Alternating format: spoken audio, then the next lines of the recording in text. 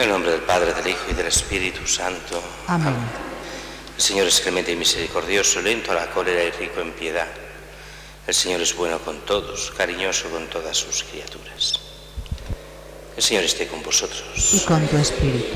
Preparemos esta celebración reconociendo nuestros pecados, pidiendo perdón a Dios.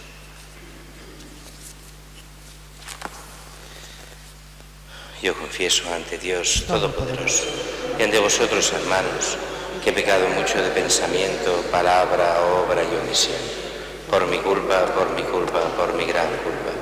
Por eso ruego a Santa María siempre Virgen, a los ángeles, a los santos, y a vosotros, hermanos, que intercedáis por mí ante Dios nuestro Señor.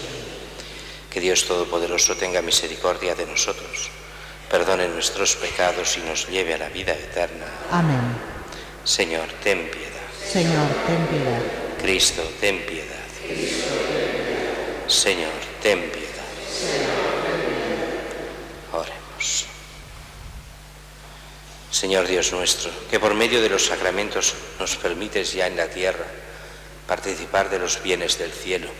Dirígenos tú mismo en esta la vida para que nos lleves hacia esa luz en la que habitas, por nuestro Señor Jesucristo, tu Hijo, que contigo vive y reina en la unidad del Espíritu Santo, y es Dios por los siglos de los siglos. Amén.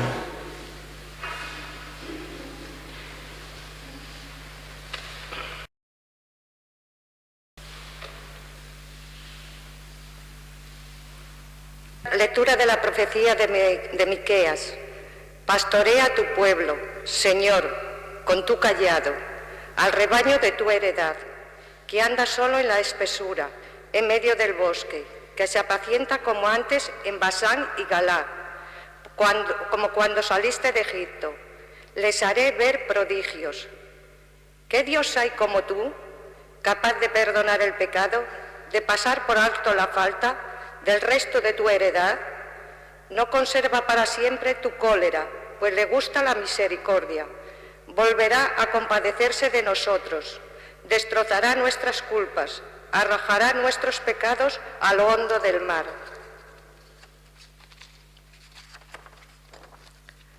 Concederás a Jacob tu fidelidad y a Abraham tu bondad, como antaño prometiste a nuestros padres. Palabra de Dios. Te alabamos, Señor. Pueden responder: el Señor es compasivo y misericordioso. El Señor es compasivo y misericordioso. Bendice, alma mía, al Señor, y todo mi ser a su santo nombre. Bendice, alma mía, al Señor, y no olvides tus beneficios. El Señor es compasivo y misericordioso. Él perdona todas tus culpas y cura tus enfermedades. Él rescata tu vida de la fosa y te colma de gracia y de ternura. El Señor es compasivo y misericordioso. No está siempre acusando, ni guarda rencor perpetuo. No nos trata como merece nuestros pecados, ni nos paga según nuestras culpas. El Señor es compasivo y misericordioso. Como se levanta el cielo sobre la tierra, se levanta su bondad sobre los que le temen. Como dista el oriente del ocaso, así aleja de nosotros nuestros delitos. El Señor es compasivo y misericordioso. Me levantaré, me pondré en camino a donde está mi Padre, y le diré: Padre, he pecado contra el cielo y contra ti.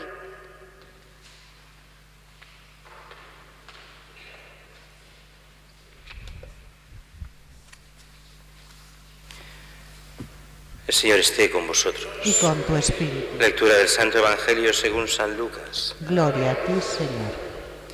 En aquel tiempo se acercaron a Jesús todos los publicanos y los pecadores a escucharlo. Y los fariseos y los escribas murmuraban diciendo: Ese acoge a los pecadores y come con ellos. Jesús les dijo esta parábola. Un hombre tenía 2 hijos. El menor de ellos dijo a su padre: Padre, dame la parte que me toca de la fortuna. El padre les repartió los bienes. No muchos días después, el hijo menor, juntando todo lo suyo, se marchó a un país lejano y allí derrochó su fortuna viviendo perdidamente. Como lo había gastado todo, vino por aquella tierra un hambre terrible y empezó él a pasar necesidad. Fue entonces y se contrató con uno de los ciudadanos de aquel país, que lo mandó a sus campos a apacentar cerdos. Deseaba saciarse de las algarrobas que comían los cerdos, pero nadie le daba. Recapacitando entonces se dijo: ¿cuántos jornaleros de mi padre tienen abundancia de pan, mientras yo aquí me muero de hambre? Me levantaré, me pondré en camino a donde está mi padre y le diré: Padre, he pecado contra el cielo y contra ti. Ya no merezco llamarme hijo tuyo. Trátame como uno de tus jornaleros. Se levantó y vino a donde estaba su padre. Cuando estaba todavía lejos, su padre lo vio y se le conmovieron las entrañas. Y echando a correr se le echó al cuello y lo cubrió de besos. Su hijo le dijo: Padre, he pecado contra el cielo y contra ti, ya no merezco llamarme hijo tuyo. Pero el padre dijo a sus criados: Sacad enseguida la mejor túnica y vestídsela. Ponedle un anillo en la mano y sandalias en los pies. Traed el ternero cebado, sacrificadlo. Comamos y celebremos un banquete, porque este hijo mío estaba muerto y ha revivido. Estaba perdido y lo hemos encontrado. Y empezaron a celebrar el banquete. Su hijo mayor estaba en el campo. Cuando al volver se acercaba a la casa, oyó la música y la danza, y llamando a uno de los criados le preguntó qué era aquello. Este le contestó: ha vuelto tu hermano y tu padre ha sacrificado el ternero cebado, porque lo ha recobrado con salud. Él se indignó y no quería entrar, pero su padre salió e intentaba persuadirlo. Entonces él respondió a su padre: mira, en tantos años como te sirvo, sin desobedecer nunca una orden tuya, a mí nunca me has dado un cabrito para tener un banquete con mis amigos. En cambio, cuando ha venido este hijo tuyo que se ha comido tus bienes con malas mujeres, le matas el ternero cebado. El padre le dijo: hijo, tú estás siempre conmigo y todo lo mío es tuyo, pero era preciso celebrar un banquete y alegrarse, porque este hermano tuyo estaba muerto y ha revivido, estaba perdido y lo hemos encontrado. Palabra del Señor. Gloria a ti, Señor Jesús.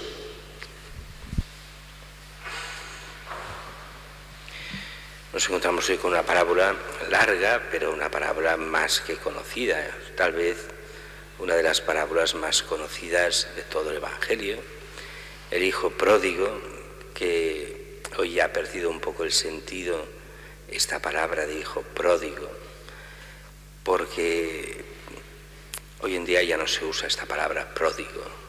Esto viene de cuando se traducía, si os habéis escuchado bien, dice: y allí derrochó su fortuna viviendo perdidamente. La traducción antigua era que derrochó su fortuna gastando pródigamente, o sea, malgastando el dinero, y perdidamente también, pero pródigamente se decía, y de ese pródigamente pues el hijo pródigo. Es una parábola que tiene muchas cosas y que a la vez tiene el riesgo de irnos muy por las ramas, empezando por la curiosidad humana, que a nosotros siempre nos gusta ser curiosos y irnos por lo que no es, y entonces quedarnos en detalles que no sirven.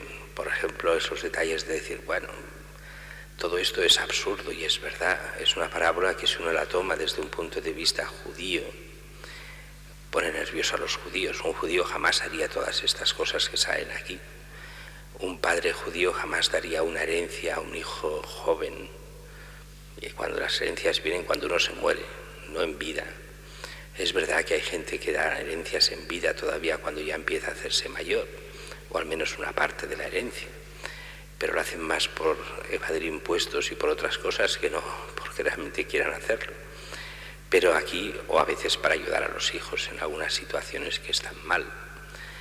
Aquí por eso no hemos de hacer caso ni de esto ni otros detalles que no son históricos, ni mucho menos, como el hecho de que el padre después haga un banquete y no avise al hijo mayor. Eso no tiene ningún sentido. Está en el campo y hubiera llevado los sirvientes llamando: venga, va, que venga y vamos a hacer el banquete. ¿Qué es lo que realmente importa aquí? Lo que importa son dos escenas o dos partes muy diferenciadas, más que dos escenas. La primera, el padre con el hijo menor. La segunda, el padre con el hijo mayor. El padre con el hijo menor. Este hijo que exige la herencia, además la exige de forma dura. Dame la parte que me toca de la fortuna. Y el padre se la da. Importa poco si realmente un judío esto lo hiciese o no. Le da esa parte y dice que pocos días después el hijo menor junta todo lo suyo y se va a un país lejano. Eso sí que tiene importancia, un país lejano, como diciendo, abandona todo lo que sea de su padre, toda la tradición, e incluso lo que viene de padre, lo que es la patria, y se va a un país.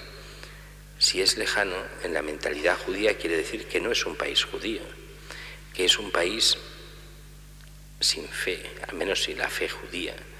Y de hecho se muestra cuando lo pierde todo, gastándolo perdidamente, cómo se pone a trabajar en una granja de cerdos. Si hay cerdos es que no eran judíos. Ese era el animal impuro y que representaba hasta el fondo cómo se cae en el pecado contra los hombres, pero también contra Dios, contra todo. Él quiere ser independiente de todo, hacer lo que le dé la gana. Y eso le lleva a la miseria humana, hasta acabar siendo medio esclavo de una especie de terrateniente déspota que no le daba ni las algarrobas, ni le dejaba comer las algarrobas que comían los cerdos. Todo eso es para entender un poco la dinámica del pecado. El pecado lleva más pecado, y lo que parece en principio que es un pecado que me agrada, acaba tirándose también contra mí. Y eso es una evidencia que nos la dice el Evangelio, pero que cuando vamos viendo la gente cómo cae, el pecado se tira contra ellos. La gente piensa que el pecado es una cosa buena, pero que la Iglesia de Dios dice que está mal, pero yo veo que está bien, así que la hago, me interesa. Y después no se da cuenta que le destroza por dentro y le hace esclavo. Realmente Cristo ha venido a salvarnos de la esclavitud, del pecado y de la muerte. El pecado que lleva a la esclavitud y a la muerte. Y dice que empieza a pasar necesidad, se hace contratar, y cuando ya está tan mal que pasa hambre y que el trabajo no le da ni para comer y que ya no sabe qué hacer, dice aquí que recapacita. De alguna forma es el proceso de conversión. Primero es recapacitar, entrar en uno mismo, darse cuenta realmente lo que ha perdido, la gracia, el buen hacer que tenía su padre, el cómo lo trataba. Fijaos que en la conversión lo primero es egoísmo puro. Yo ahora estoy mal, con mi padre estaba bien. No estoy diciendo, ay, mi padre me quería mucho y yo no lo he querido. No, yo allí estaba bien, me trataba bien. Y aquí estoy mal. Por puro egoísmo, el primer rasgo es el egoísmo. Por puro egoísmo se llegará a la conversión. Y esto pasa muchas veces cuando uno está muy mal, es para no estar tan mal, pero por egoísmo propio, no por el bien que él debería hacer, ni el reconocimiento al amor de Dios, nada de eso. Todo eso llegará cuando hay un arrepentimiento sincero, pero el primer paso es darse cuenta de lo mal que uno está por culpa del pecado. Y es también un cierto tipo de egoísmo. Entonces dice que recapacita, empieza a ver cómo incluso los jornaleros de su padre tienen abundancia de pan. Él se muere de hambre. Pues ¿qué hacer? Volver a su padre. Volver al padre y reconocer, y así reconocer el propio pecado. Padre, he pecado contra el cielo y contra ti. Ya no merezco llamarme hijo tuyo. Trátame como uno de tus jornaleros. Y ahí empieza a reconocer la verdad. Él ha renunciado a su Padre.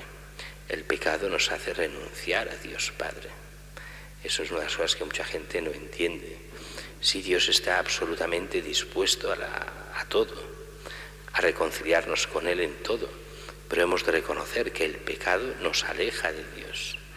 Decir el pecar es tanto como decir, y hablamos del pecado grave especialmente, pero todo pecado en alguna relación es: Dios, no te quiero como padre. Yo quiero hacer lo que me dé la gana. Yo no acepto tu autoridad. Yo soy autónomo en todo. Soy independiente en todo.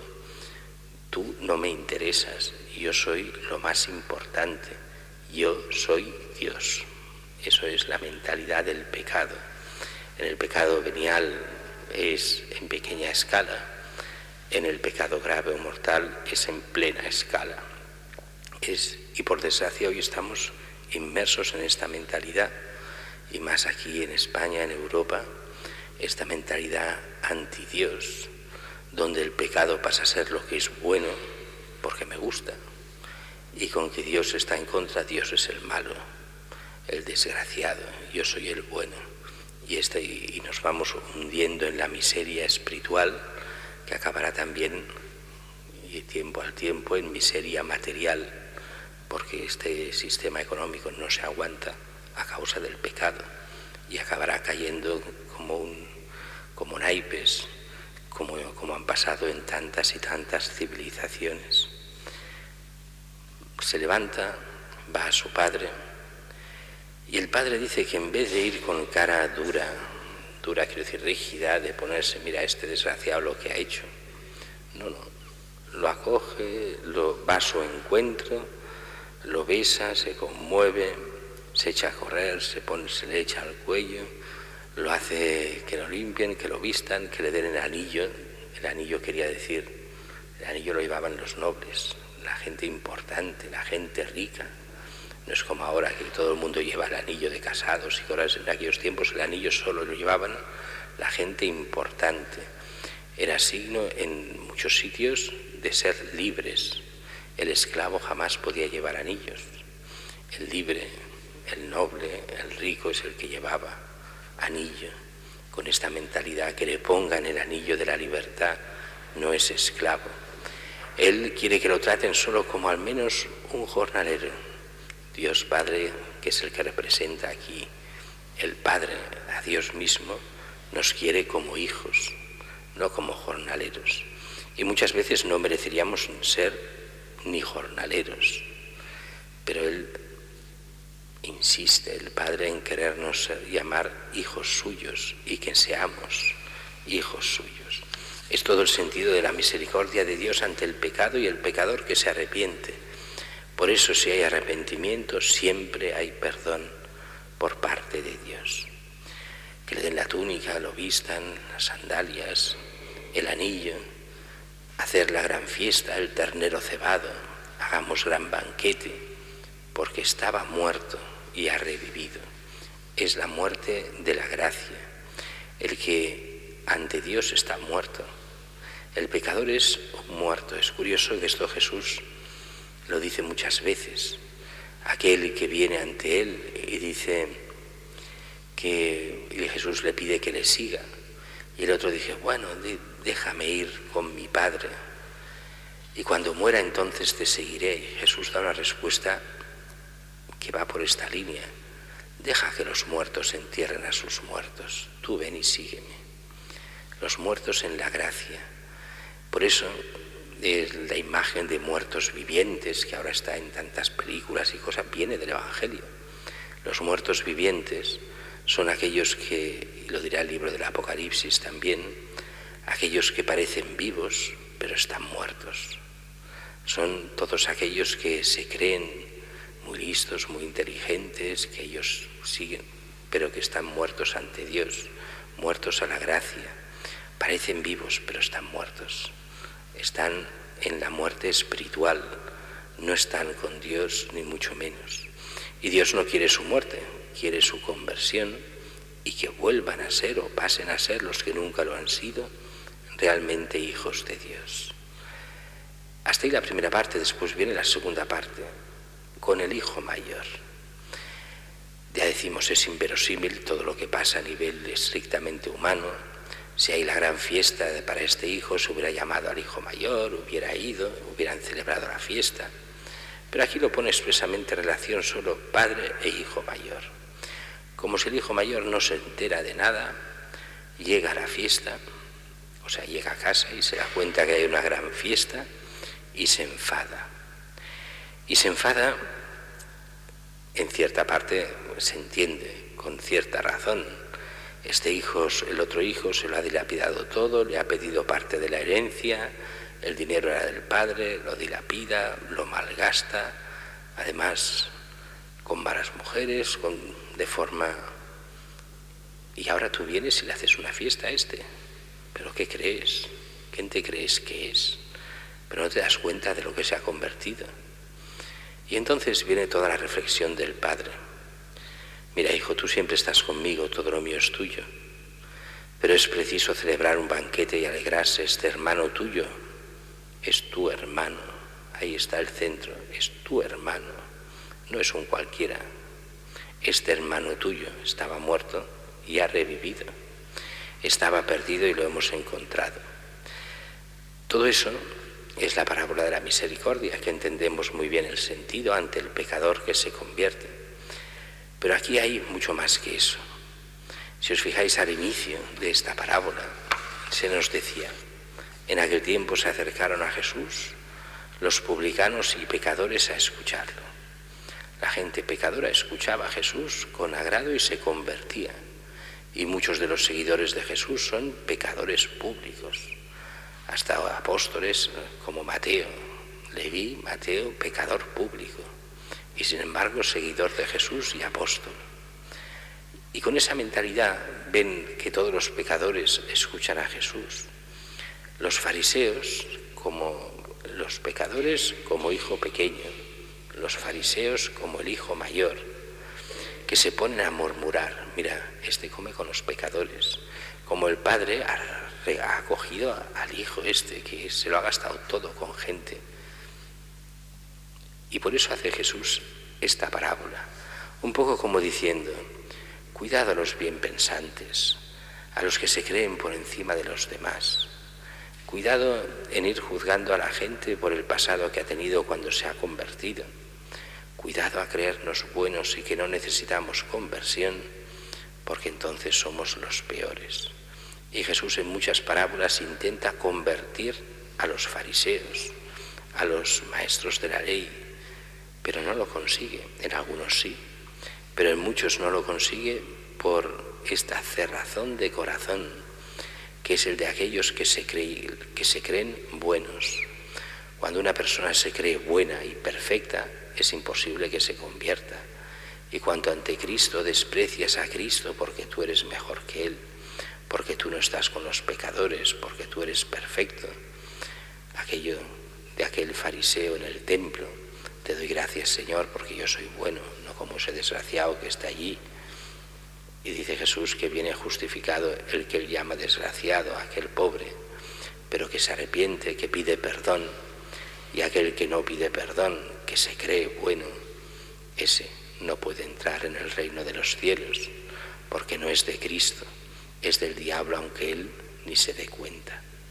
Pidamos a Dios que nos haga entender todos estos evangelios, que nos haga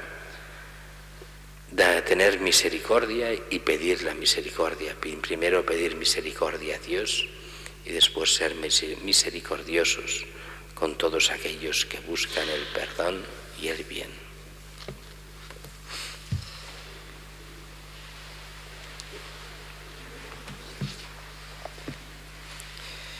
Mientras seguimos con Jesús el camino que sube a Jerusalén, en el cumplimiento pleno de la voluntad del Padre, elevemos a Él nuestras súplicas. Podemos responder diciendo: conviértenos a ti, Señor.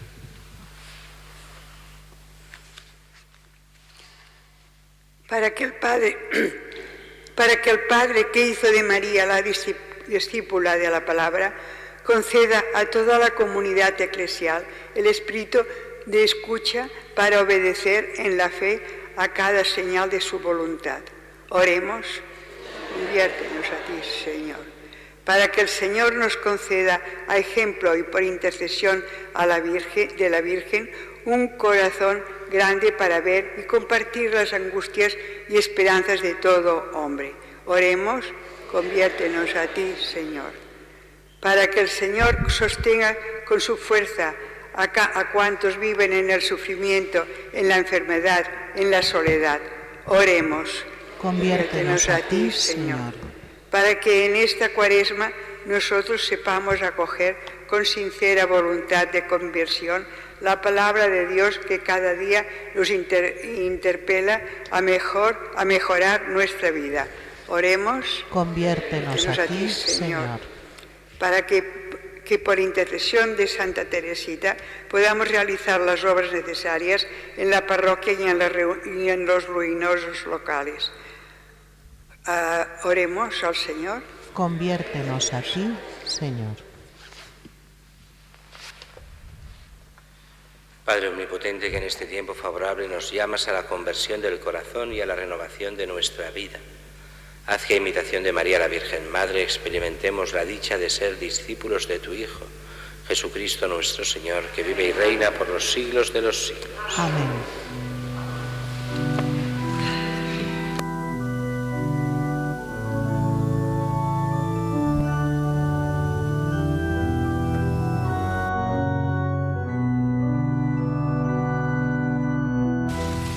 Bendito seas, Señor Dios del universo, por este pan, fruto de la tierra y del trabajo del hombre, que recibimos de tu generosidad y ahora te presentamos. Él será para nosotros pan de vida. Bendito seas por siempre, Señor.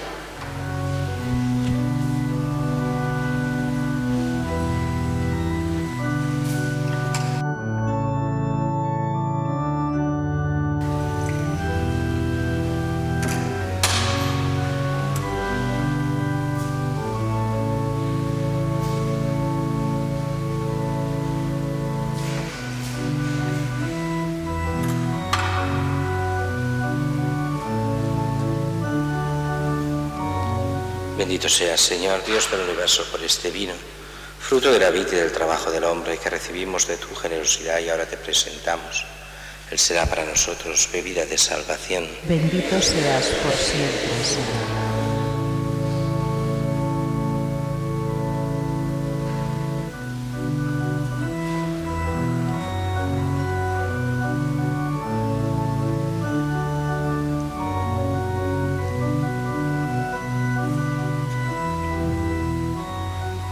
Orad, hermanos, para que este sacrificio mío y vuestro sea agradable a Dios Padre Todopoderoso. El Señor reciba de tus manos este sacrificio para nuestro bien y de toda su santa Iglesia. Lleguen hasta nosotros, Señor, por medio de este sacramento, los frutos de la redención, para que nos aparten de los excesos humanos y nos conduzcan hacia los bienes del cielo, por Jesucristo nuestro Señor. Señor, esté con vosotros. Levantemos el corazón. Demos gracias al Señor nuestro Dios. Es justo y necesario. En verdad es justo y necesario, es nuestro deber y salvación. Darte gracias siempre y en todo lugar, Señor Padre Santo, Dios Todopoderoso y Eterno, porque has establecido generosamente este tiempo de gracia para renovar en santidad a tus hijos, de modo que libres de todo afecto desordenado, mientras se ocupan de las realidades temporales, no dejen sobre todo de adherirse a las eternas. Por eso con los ángeles, con los santos y con todos los ángeles te alabamos diciendo sin cesar: Santo, Santo, Santo es el Señor, Dios del universo. Llenos están el cielo y la tierra de tu gloria. Hosana en el cielo. Bendito el que viene en nombre del Señor. Hosana. Santo eres en verdad, Señor, fuente de toda santidad. Por eso te pedimos que santifiques estos dones con la efusión de tu Espíritu, de manera que se conviertan para nosotros en el cuerpo y la sangre de Jesucristo nuestro Señor, el cual, cuando iba a ser entregado a su pasión voluntariamente aceptada, tomó pan, dándote gracias, lo partió y lo dio a sus discípulos, diciendo: Tomad y comed todos de él, porque esto es mi cuerpo, que será entregado por vosotros.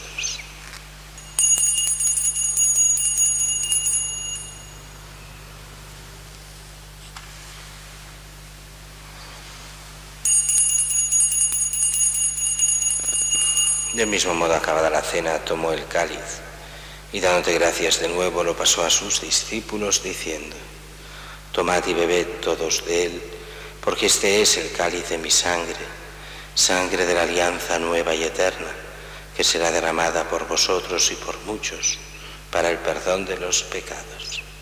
Haced esto en conmemoración mía.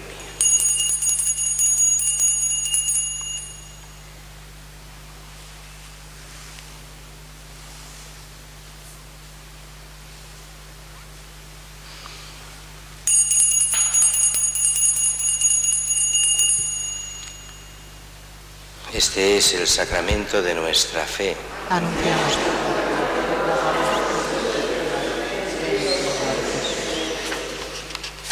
Así pues, Padre, al celebrar ahora el memorial de la muerte y resurrección de tu Hijo, te ofrecemos el pan de vida y el cáliz de salvación, y te damos gracias porque nos haces dignos de servirte en tu presencia. Te pedimos humildemente que el Espíritu Santo congregue en la unidad a cuantos participamos del cuerpo y sangre de Cristo. Acuérdate, Señor, de tu Iglesia extendida por toda la tierra, y con el Papa Francisco, con nuestro obispo Juan José y todos los pastores que cuidan de tu pueblo, llévala a su perfección por la caridad. Acuérdate también de nuestros hermanos que durmieron en la esperanza de la resurrección, de José María y de todos los que han muerto en tu misericordia. Admítelos a contemplar la luz de tu rostro. Ten misericordia de todos nosotros. Y así con María la Virgen, Madre de Dios, San José su esposo, los apóstoles, Santa Teresita y cuantos vivieron en tu amistad a través de los tiempos, merezcamos por tu Hijo Jesucristo compartir la vida eterna y cantar tus alabanzas. Por Cristo, con Él y en Él, a ti, Dios Padre omnipotente, en la unidad del Espíritu Santo, todo honor y toda gloria por los siglos de los siglos. Amén. Y fieles a la recomendación del Salvador, siguiendo su divina enseñanza, nos atrevemos a decir: Padre nuestro que estás en el cielo, santificado sea tu nombre. Venga a nosotros tu reino. Hágase tu voluntad en la tierra como en el cielo. Danos hoy nuestro pan de cada día. Perdona nuestras ofensas, como también nosotros perdonamos a los que nos ofenden. No nos dejes caer en la tentación y líbranos del mal.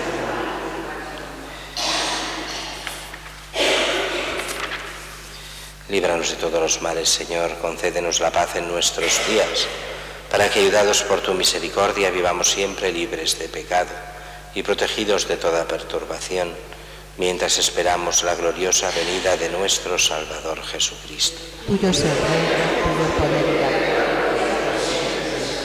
Señor Jesucristo, que dijiste a tus apóstoles: la paz os dejo, mi paz os doy, no tengas en cuenta nuestros pecados, sino la fe de tu Iglesia, y conforme a tu palabra, concédele la paz y la unidad, tú que vives y reinas por los siglos de los siglos. Amén.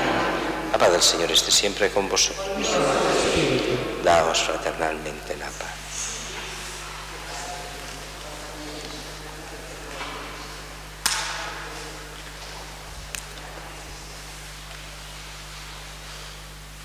Cordero de Dios, que quitas el pecado del mundo. Nosotros, Cordero de Dios, que quitas el pecado de nosotros. Cordero de Dios, que quitas el pecado del mundo, danos la paz.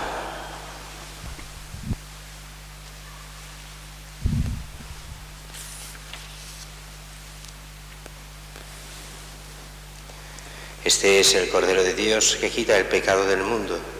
Dichosos los invitados a la cena del Señor.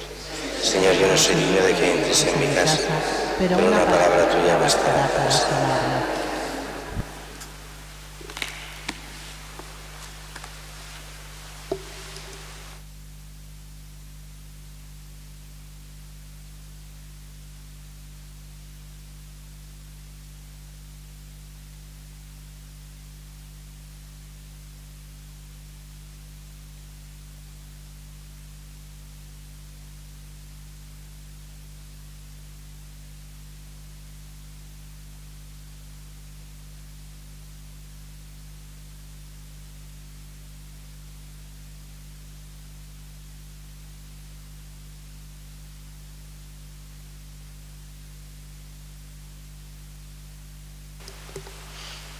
Deberías alegrarte, hijo, porque este hermano tuyo estaba muerto y ha revivido.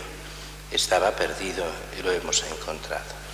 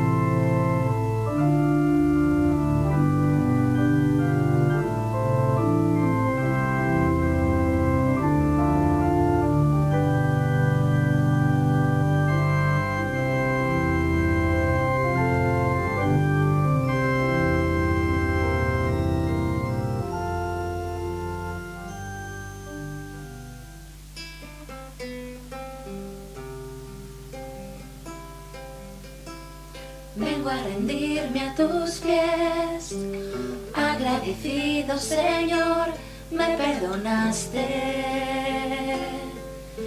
cambiaste mi corazón, tu vida diste por mí, en una muerte tan cruel, porque me amaste, siendo yo un vil pecador.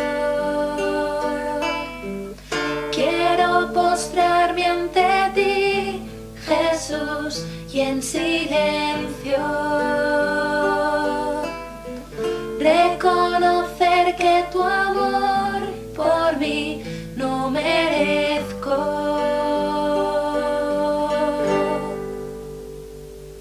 Mi Jesús, mi amado, quiero postrarme ante ti para adorar.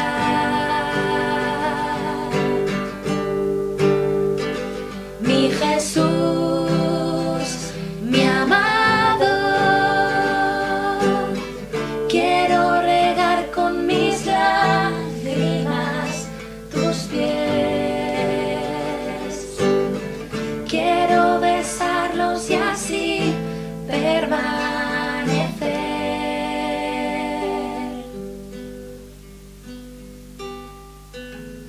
y derramar ante ti todo mi ser.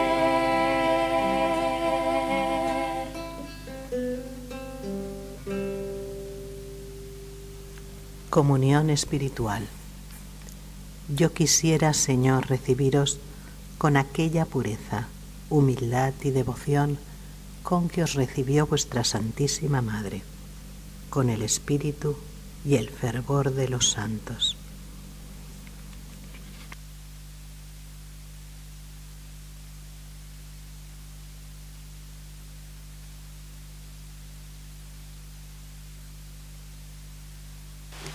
Oremos.